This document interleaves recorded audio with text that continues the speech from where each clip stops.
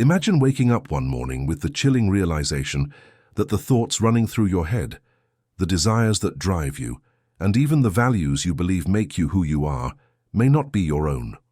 What if the very framework of your identity has been shaped not by free choice but by invisible hands, deliberate, calculating, and centuries old? Every advertisement that tells you what to want, every political slogan that whispers who to hate, who to trust, and who to fear, every cultural trend that decides what is beautiful, respectable, or shameful. None of these are accidents, they are designs.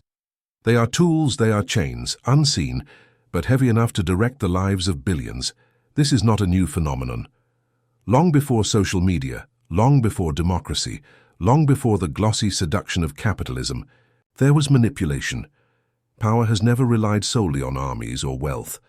The strongest rulers in history understood something deeper, that control begins not with swords, but with stories, not with violence, but with belief. Few men grasped this. With greater clarity than Niccolò Machiavelli living in Renaissance Florence, a city where fortunes rose and fell in the space of a single rumor, Machiavelli saw that the fate of leaders depended less on their armies than on their ability to shape perception. His masterpiece, The Prince, is often remembered as a handbook for ruthless politics. But at its core, it is a manual on how to bend human psychology, how to direct the minds of others without them ever realizing they are being guided. To Machiavelli, brute force was crude, unstable, and temporary true power came from something quieter, the ability to make people obey you while believing they were acting of their own free will, to create myths, rituals, appearances, illusions so persuasive that entire populations marched, sacrificed, and even died without questioning who truly benefited. This is the unseen architecture of influence, a system so subtle that it thrives on invisibility. The worker convinced that long hours are noble, while his master reaps the rewards, the citizen, convinced that voting for one candidate or another is choice, when both options serve the same structure. The consumer convinced that buying is freedom, though each purchase deepens dependency. These are not coincidences. They are echoes of ancient strategies, perfected over centuries, now supercharged by technology and psychology. What Machiavelli revealed is that influence does not operate in the realm of truth. It operates in the realm of perception, and perception, once mastered, is stronger than reality itself. You may lose a battle in the field, but if you control the story told afterward, you can emerge as the victor. You may lack virtue, but if you appear virtuous, men will trust you even as you betray them. This is why manipulation is not merely a tool of tyrants or kings. It is the lifeblood of every modern power structure, governments, corporations, media, and even personal relationships. Wherever control exists, manipulation flows like an invisible current, so the unsettling question is not whether manipulation exists, it does. The question is, how does it work? How are your choices, your loyalties, your fears, and your ambitions shaped by forces you cannot see? And most importantly, if Machiavelli were alive today, in the age of mass surveillance, social media, and psychological warfare, how would he control you? This is where our journey begins. Power does not begin with armies, wealth, or laws. It begins with perception. This was Machiavelli's most radical insight, that people do not follow reality. They follow what they believe reality to be in Renaissance. Florence, Machiavelli watched alliances rise and collapse overnight, not because of facts but because of appearances. A weak ruler who looked confident could hold a city together. A strong commander who appeared uncertain could lose the loyalty of his soldiers. Sir Machiavelli, truth itself was powerless unless wrapped in symbols that people could see, feel, and believe in.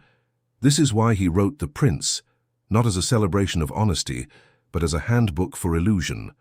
A ruler, he argued, must learn to appear merciful, appear faithful, appear humane, even if he is none of those things, because the masses do not dig into reality. They cling to the surface, and whoever controls the surface controls the mind. History has proven him right. Napoleon crowned himself emperor not simply through battles, but by surrounding himself with myth, spectacle, And legend Lenin turned a revolution into a religion by mastering symbols and slogans. Even in modern times, perception outweighs truth. A company with flawless branding can outsell a superior competitor.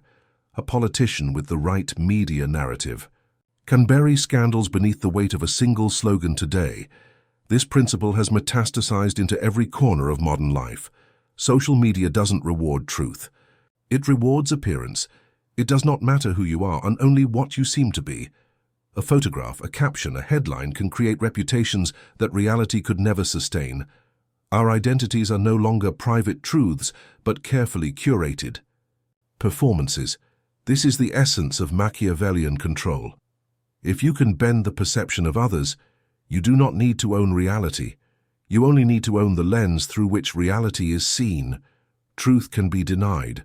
Reality can be ignored.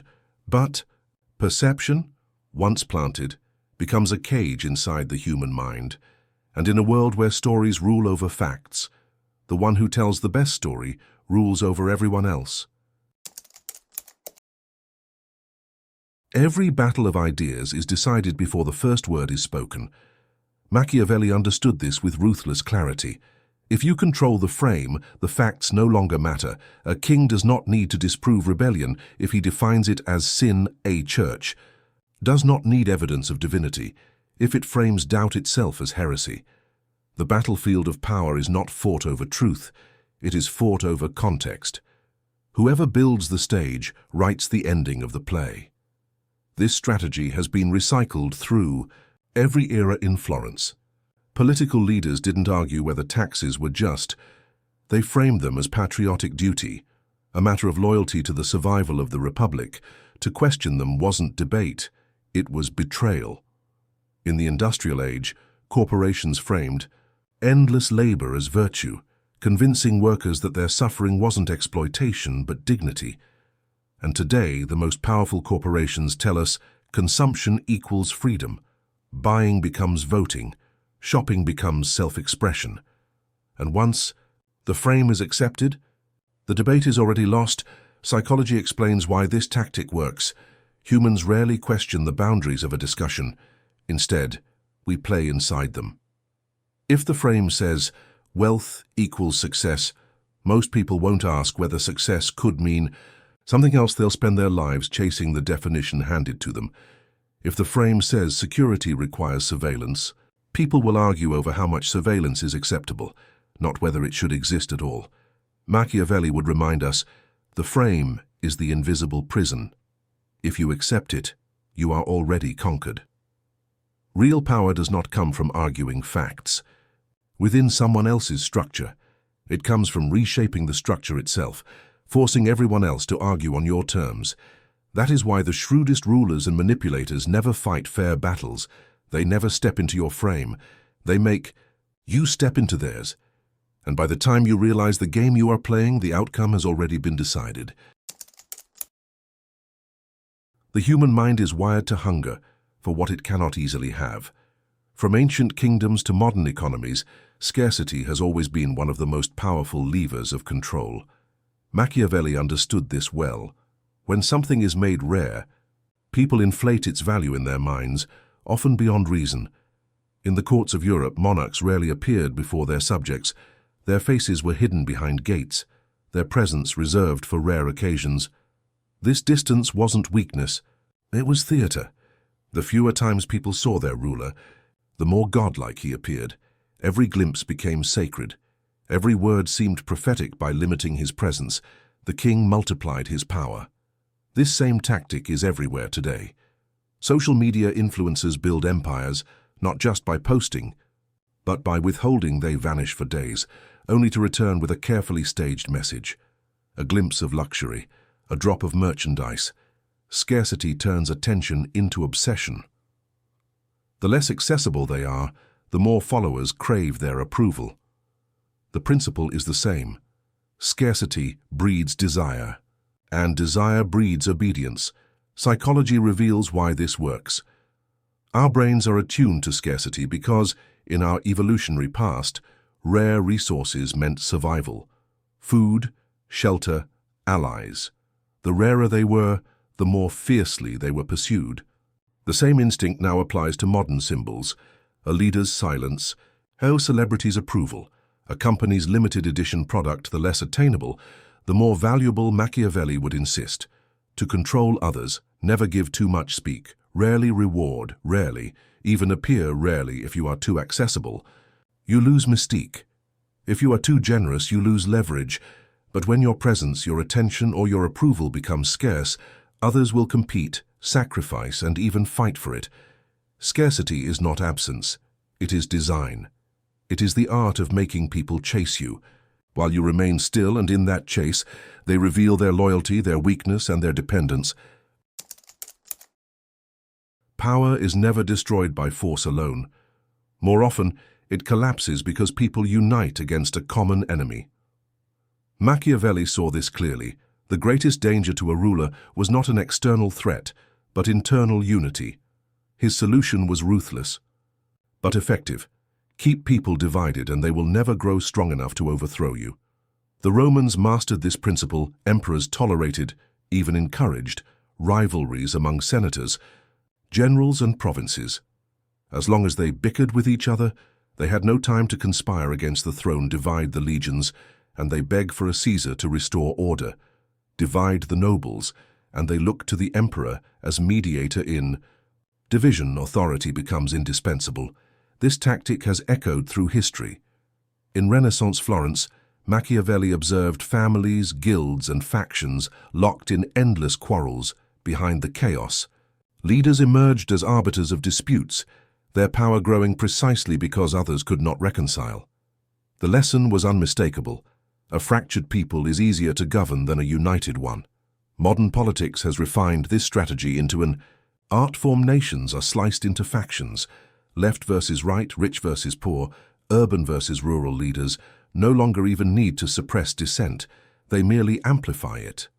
Identity politics, culture wars, and partisan conflict create endless noise while those in power quietly tighten their grip. The people believe they are fighting for justice, but in truth, they are fighting each other. And in their division, authority thrives. Corporations deploy the same playbook. Rivalries between employees, competition between departments, even public feuds between brands, all ensure that energy is spent in conflict rather than resistance. By dividing loyalties, those at the top make themselves the only stable center. Machiavelli's rule is chilling. Never allow your subjects to unite. When people are too busy fighting each other, they have no strength left to fight you. For Machiavelli, appearances were everything. He understood a brutal truth. It is not necessary to be virtuous, only to appear so. A ruler who seems compassionate, honest, and just wins loyalty, while secretly making ruthless calculations behind closed doors. Reputation is armor. Action is strategy. History is filled with leaders who embodied this duality. Popes of the Renaissance spoke of divine mercy while orchestrating assassinations in shadowed corridors. Kings delivered sermons on honor while quietly arranging betrayals that secured their thrones. Dictators of the 20th century built entire cults of personality, cloaking themselves in images of fatherhood and morality, even as they carried out atrocities. Their subjects obeyed not because of truth, but because of the illusion of virtue. Modern society has perfected this same theater of morality. Corporations sponsor charity events, post messages of compassion, and paint themselves as guardians of progress, all while outsourcing labor to sweatshops or lobbying for laws that entrench their dominance. Governments speak of freedom while monitoring citizens. Politicians weep in public, their tears carefully staged, their empathy rehearsed. The act of appearing virtuous is no longer just a tactic. It is an industry. Psychology explains why this deception works.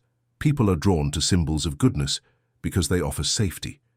When someone appears moral, we want to believe them because believing is easier than questioning. Once trust is given, it blinds us to contradictions. The human mind craves certainty, and a mask of virtue provides exactly that. Machiavelli warned that true morality makes rulers weak, but the illusion of morality makes them untouchable. To act with cold calculation while projecting warmth is the ultimate form of control. The people will defend you, not because they know you, but because they believe in the mask you wear. The lesson is chilling. Success does not demand goodness. It demands the performance of goodness, and in that performance, power finds its perfect disguise. In every room of power, silence is louder than words. Machiavelli understood that speech, once released, can be twisted, dissected, and turned against you. But silence is untouchable. It creates a void, and the human mind, desperate for meaning, rushes to fill it with fear, admiration, or obsession. History offers countless moments where silence shaped destiny. In tense negotiations, monarchs and generals often spoke less, letting adversaries reveal their desperation in a torrent of words. A single pause, a withheld reply, could unnerve an entire court. The leader who spoke least appeared most confident, while the talkative accuser seemed insecure. Silence became a weapon sharper than any blade. Modern psychology explains why this tactic works. Silence creates discomfort because humans are wired to seek resolution in conversation. A pause feels like a question left hanging, and we scramble to answer it. In interrogations, skilled officers exploit silence, letting suspects break themselves apart with nervous confessions. In business, CEOs who withhold words during meetings force subordinates to interpret their silence as wisdom, anger, or approval, even when it is nothing at all. The power lies in the projection. Today's influencers and public figures use this same principle. The celebrity who rarely grants interviews, the billionaire who only speaks in cryptic statements, the politician who refuses to answer. Their silence magnifies their aura. They are discussed more because they speak less. The fewer words they give, the more value each one acquires. Machiavelli's lesson remains brutal and timeless. The one who speaks least controls the frame of reality. By refusing to explain, you deny others the chance to weaken you. By remaining silent, you force the world to orbit your mystery. And in that orbit, authority is born. To weaponize silence is not to do nothing. It is to wield absence as presence, to turn restraint into dominance. In the age of endless noise, silence has become the rarest form of power. Across history, kings, popes, generals, and revolutionaries studied the laws of power as though they were sacred scripture. But the chilling truth is this: those laws never disappeared. They merely changed their costume. Today, Machiavelli's rules are no longer whispered only in palaces or plotted in smoky chambers of state. They are broadcast through glowing screens, hidden in marketing campaigns, coded into algorithms, and woven into the very fabric of our daily lives. The 5 rules of manipulation that Machiavelli would use today are not medieval relics. They are the unseen skeleton of our modern world. Control the frame before the facts. And you own the narrative. Master scarcity, and people will crave your presence. Divide to dominate, and masses will beg for your guidance. Appear virtuous while acting with calculation, and no scandal can touch you. Weaponize silence, and you will appear untouchable. Exploit vanity, orchestrate fear, trade morality for optics. Each rule is alive, breathing, and more powerful than ever. In Machiavelli's Florence, control required armies, alliances, and assassinations. But in our world, it requires something far more subtle: the ability to shape perception. Corporations no longer sell products. They sell identities, illusions of belonging, whispers of freedom. Politicians no longer fight wars with swords. They fight with slogans, with carefully timed silences, with the manipulation of outrage. Social media doesn't simply connect us. It frames us, divides us, and subtly nudges us into obedience without ever needing to command. This is the perfection of Machiavellian strategy: control without force, obedience without chains, submission disguised as choice. And the most unsettling part is that most of us never notice we believe we are free, yet our attention is harvested, our desires are engineered, and our outrage is manufactured. The same rules that kept Florentine nobles in power centuries ago now dictate boardrooms, campaigns, and even the dynamics of relationships. The battlefield has moved from castles and courts into our own minds, but here lies the paradox. The very awareness of these rules can serve as liberation. To see the strings is to loosen their hold, to recognize when a debate has been framed against you, when silence is being used as a weapon, when scarcity is manufactured to spark desire. This knowledge allows you to resist. Machiavelli's lessons are not merely instructions for rulers, they are warnings for the ruled. And yet there is a darker choice: one can also adopt these rules. For some, awareness becomes defense. For others, it becomes a strategy. The same principles that once guided princes can now be wielded by the modern individual. In negotiations, in influence, in the subtle wars of reputation, knowledge of manipulation is a sword. Whether you wield it or defend against it is your choice. The final lesson is both terrifying and empowering. The world has always been controlled not by truth, but by perception, not by morality, but by strategy.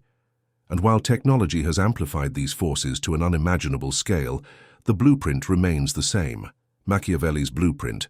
So the question becomes, will you drift silently under the weight of unseen control, a pawn on someone else's chessboard? Or will you learn to see the patterns, recognize the silence, and read the language of power that has shaped history and now shapes you? The choice, as Machiavelli would say, is brutal but simple. Be controlled, or learn to control. Leave a comment below. What part resonated most with you? Or better yet, what did you feel but didn't expect to? And if you know someone who's been underestimated too long, share this with them. Because in a world obsessed with volume, the ones who whisper with weight are the ones truly remembered. Stay sharp, stay unreadable, and I'll see you in the next one.